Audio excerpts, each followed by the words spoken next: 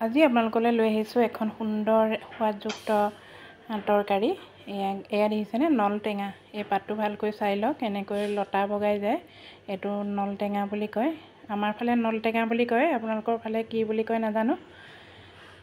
মুখ ধোৱাৰ আগতে গোটেইখিনি ধুই কুটি বাছি ল'লোঁ। তাৰপাছত পাঁচফোৰণ কেইটামান, তেল গৰম কৰি পাঁচফোৰণ কেইটামান দি পাতখিনি ধুনীয়াকৈ কুটি লৈ ইয়াতে তেলতে ভাজি ল'ম। এতিয়া বনোৱা পদ্ধতিটো আপোনালোকে চাই ল'ব, যিসকলে নাজানে তেওঁলোকক কৈছোঁ। আজিকালি ছোৱালীবিলাক হোষ্টেলত থাকে, পঢ়া শুনা লৈ পেলাই খোৱা বোৱাবোৰ বৰকৈ নিজেই নবনায়, গতিকে তেওঁলোকে নিজেই বনাই খাবলৈ এই ভিডিঅ'টো চালে জানিব পাৰিব গাঁৱলীয়া খাদ্যবোৰ কেনেকৈ বনায়। মাগুৰ মাছখিনি ভাজি ল'লোঁ। মাগুৰ মাছ, ক'লা মাছ হ'লে বেছি সোৱাদ হয়। মাগুৰ মাছ, গৰৈ মাছ, কাৱৈ মাছ বা শিঙি মাছ, এনেকুৱা জাতীয় মাছবিলাক হ'লে বেছি টেষ্টটো উঠে।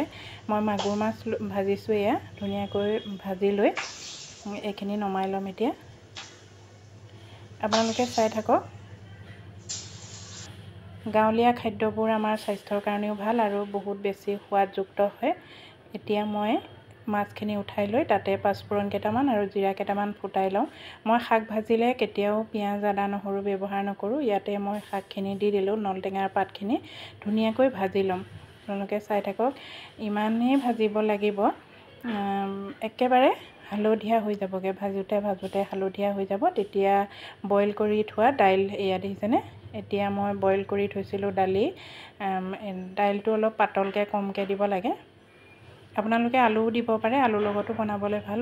আলুটো বইল কৰি লৈ ভাঙি ল'ব লাগিব। এয়া দাইল মই দি দিছোঁ। দাইলৰ লগত বনালে বেছি টেষ্ট হয়।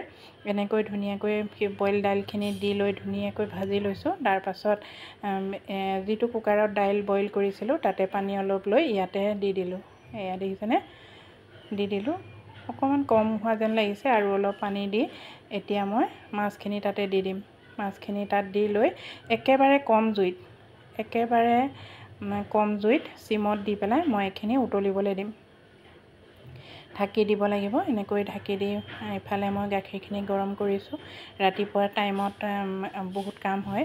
ইফালে লাই পাত ভাজি লৈছোঁ, এতিয়া কাটি লৈছোঁ। লাই এতিয়া বহুত বেছি ওলায় আৰু লাইটো খাবলৈও ভাল। এতিয়া ছিজন, লাই শাকৰ, মূলা শাকৰ ছিজন হয়, খাবলৈ বহুত বেছি ভাল।